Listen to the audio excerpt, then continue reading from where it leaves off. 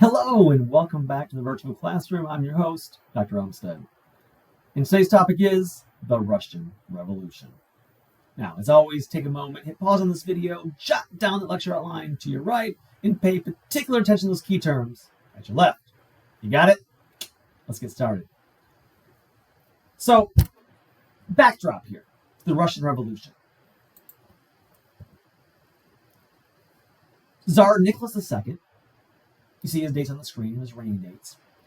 He had proved that Russia was not industrializing fast enough to keep up with the rest of Europe, or indeed even Japan. And very famously, in 1904, 1905, they would be defeated in the Russo-Japanese War. Many Russians were angry that soldiers were dying so far away for a losing cause. In 1905, there would be a revolution. Liberalism had gradually grown in certain segments of the Russian population over the last 50 years. A professional middle class had emerged due to educational opportunities, increased government jobs, and, of course, the attempts at industrialization. But the poor economy and the strains of war led peasants, the growing urban proletariat, and the middle class to demand reforms. In January 1905, known as Bloody Sunday, 200,000 workers and peasants marched peacefully to the Winter Palace asking the Tsar for reforms. And Russia would offer some mild recovery in the following years. But despite the horrific deaths that were occurred during Bloody Sunday, despite the mild reforms that occurred thereafter, Russia's poor showing in World War I is going to directly lead to the Russian Revolution. Now, on the one hand, yes, we can link the Russian Revolution to the Hail Mary from the Germans to transport Vladimir Lenin from Switzerland through Germany into Russia, hoping he will overthrow the government, and he does. But that's a way too simplistic to look at this. It's too simplistic to say, well, the Hail Mary worked. No, this has been a long time coming. And it starts largely because the reign of Tsar Nicholas II, who failed to industrialize and liberalize Russia to meet the demands of the growing middle class and the peasants. So what we see in this period is the rise of socialism, beginning back in 1898 with the founding of the Social Democratic Workers' Party, founded in Minsk with Vladimir Lenin as its leader. He will eventually be exiled to Switzerland. But Lenin became the heir to Karl Marx when it came to socialist thought. Three basic tenets or ideas were central to his philosophy. Number one, capitalism could be destroyed only by violent revolution. He denounced revisionism. Socialist revolution was possible under certain conditions, even in the relatively backward Russia, where peasants were poor, they were also potential revolutionaries. Number three, the necessity of a highly disciplined workers' party, strictly controlled by a dedicated elite of intellectuals and full-time revolutionaries. This constituted a major difference with Marx, who believed a revolution should be controlled by the workers. Lenin believed it should be controlled by the elites, who were very well educated because they should be the ones better to lead the country. Now, in 1903, the Social Democratic Workers' Party would split into two factions. The Mensheviks, the minority, who wanted to await the evolution of capitalism, and the proletariat, sought a more democratic party with mass memberships. Those would fall more in line with the ideas of Karl Marx. The Bolsheviks, however, the majority, they followed Lenin's idea where a bloody revolution was necessary. Now, in light of the 1905 Bloody Sunday Revolution, the Bolsheviks in exile began planning a revolution, a coup. Vladimir Lenin and Leon Trotsky formed the Workers' Soviets as a council of workers, soldiers, and intellectuals. The influence of socialism, Soviet soldiers, and other parties and soldiers would increase before World War I. But in 1917, in February, there will be the downfall of Tsar Nicholas II. Russia's poor showing in the Russo-Japanese War had damaged the regime's credibility. And while it led to some mild reforms, there was still widespread discontent due to lack of significant reforms following the revolution of 1905. The more important cause, however, was the tremendous human and economic toll on the Russians during World War I. There was massive military casualties, there were constant food shortages, and the Tsar's leadership during the war called into question his competence. Now, while the Tsar was off fighting the war, the Tsar's widely hated wife, Tsarina Alexandra, and the court were unduly influenced by the notorious Rasputin on the right of the screen.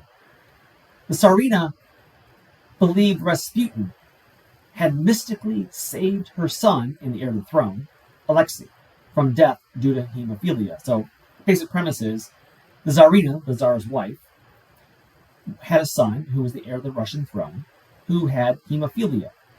And she believed that this mystical healer, Rasputin, had healed him miraculously through mysticism. Russia's government's ministers were increasingly frustrated by Rasputin's hold and manipulation of the royal family. Noble conspirators eventually would conspire to kill Rasputin. Now, so this completely diminishes any hope of Nicholas II regaining his credibility. Between the poor showing in the Russo-Japanese War, the lack of reforms following Bloody Sunday, the poor showing during World War I, and now they're being manipulated by some mystical healer who's kind of pseudo-leading the country at this point. It's time for a change. And the revolution would center around St. Petersburg or Petrograd. The revolution was started by massive strikes in January and February 1917, largely caused by food shortages. This is like a peasant uprising. Notably, women were rioting for bread in St. Petersburg and were supported by both the workers and soldiers. The demonstrators demanded the overthrow of the Tsar and the creation of a provisional government. Thousands of soldiers who had recently been ordered to suppress strikes were now giving support to the revolution. He had lost the military. On March 2nd, Nicholas II would abdicate his throne, the royal family placed under house arrest. And quite honestly, only about 1,000 Russians died in the revolution. The Duma responded by declaring a provisional government on March 12, 1917. This provisional government, a dual government in effect, ruled Russia. The provisional government consisted of constitutional Democrats and liberals, many of whom wanted to continue World War I. But the Petrograd Soviets consisted of workers and soldiers who had overthrown the Tsar, soldiers who were now in control of the army. The Mensheviks led this organization. The Soviets accepted the authority of the provisional government, seen as the best chance for maintaining control of the country. But soon the Soviets brought together representatives from other Soviets and emerged as a national body. Popular pressure demanded more radical liberal reforms. Alexander Kerensky became the leader of the provisional government, while remaining himself a member of the Soviet. Participation of Kerensky and other socialists in the new coalition gave the provisional government more legitimacy. No longer was it exclusively a bourgeois institution.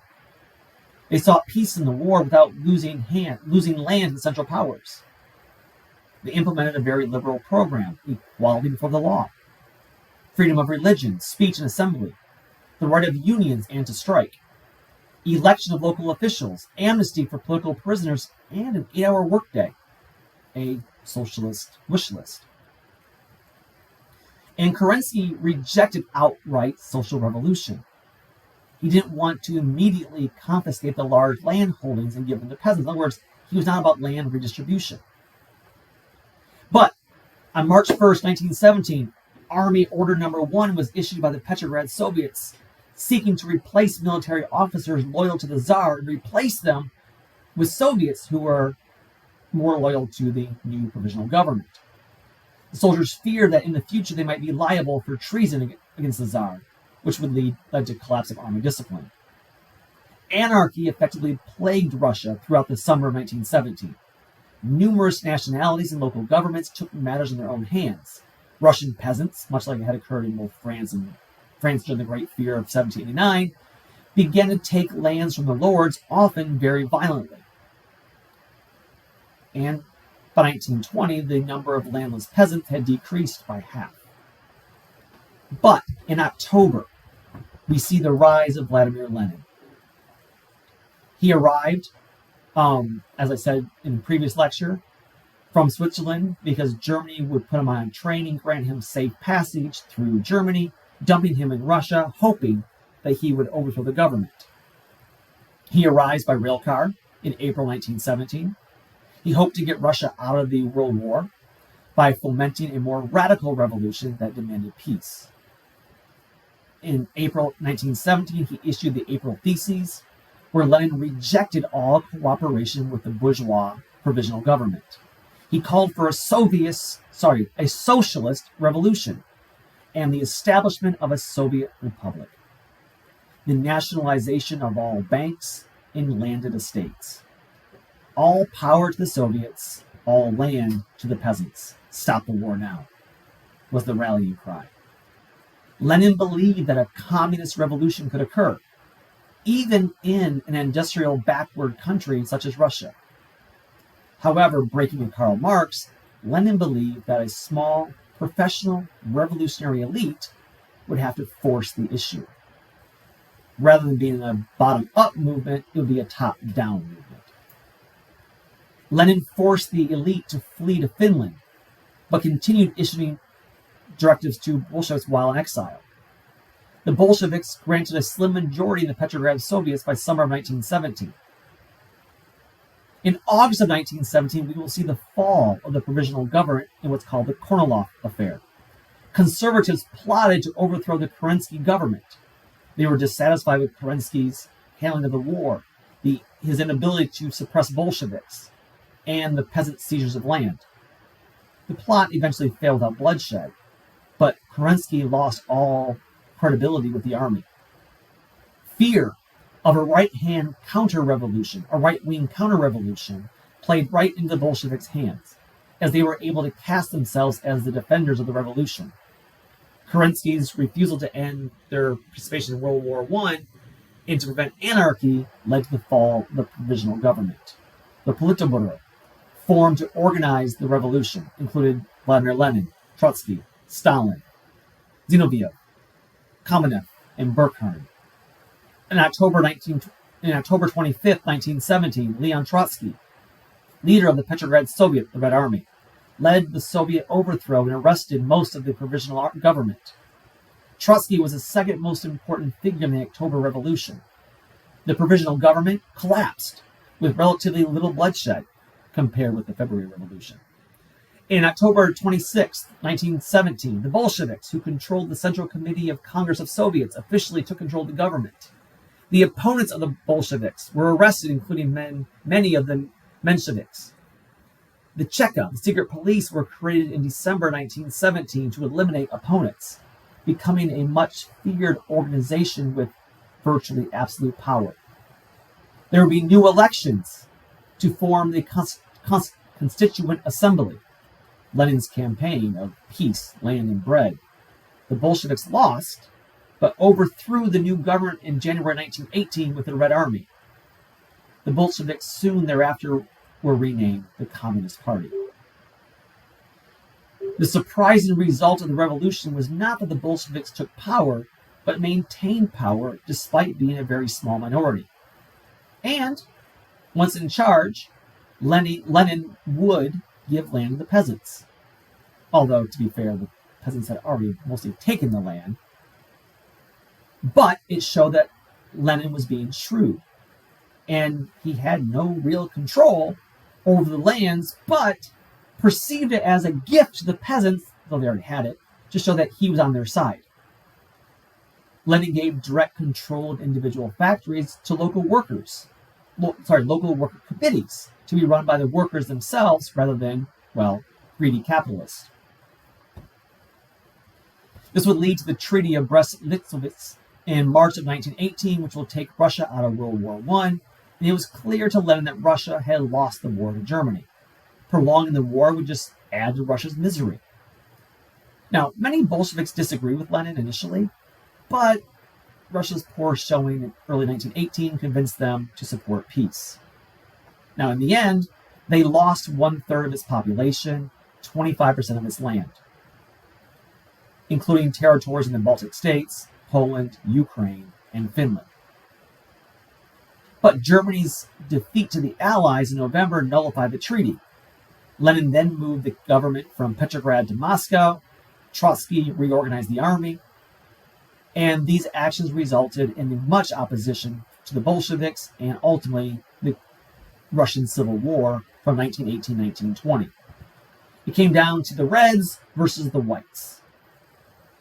The Reds were the Bolsheviks against the Whites, who included officers of the old army and 18 groups proclaiming themselves to be the real governments of Russia, which had no leader to unify them. Many peasants feared the Whites and thus supported the Reds. Both sides proved to be extremely brutal. Over 2 million people would leave Russia due to the revolution and civil war. Allies sent troops to help the Whites, hoping to get Russia back in the war. Known as the Archangel Expedition, sought to keep military supplies from falling into German hands from Russian territories. The U.S. itself contributed 5,000 troops. The Allies also sent troops to Siberia to save thousands of marooned Czech troops and to prevent Bolsheviks from gaining supplies and prevent Japan from taking control of Siberia, which is interesting because, remember, Japan was an ally. The Russian communists never forgot the act, that they had been invaded by both the U.S. and the Allies. This would lead to what's called war communism. The Bolsheviks mobilized the home front in the Civil War. This became the earliest form of socialism in the Soviet Union. They applied a total war concept to the Civil War, declared that all land was now nationalized. The state took control of heavy industry and ended private trade, resulted in a huge decline in production, forced the peasants to deliver food to towns, and the Cheka, the secret police, would hunt down and execute thousands of opponents, such as the Tsar and his family and other enemies of the proletariat. By 1921, the Reds were victorious. The communists were extremely well organized and highly disciplined. The Red Army prevailed under Trotsky's leadership. The Whites were divided and poorly organized. And in 1922, we see the creation of the Union of Soviet Socialist Republics, or the USSR. The result of the Russian Revolution: 15 million people dead, the economy in tatters, international trade gone, millions of workers fleeing the country. But it was the creation of the world's first communist society, one of the monumental events of the 20th century. Now, of course, this is not the only nation to have issues in the post-World War I era, as most of the world is still reeling and recovering from that, a subject of our next lecture. So until then, take care, and bye-bye.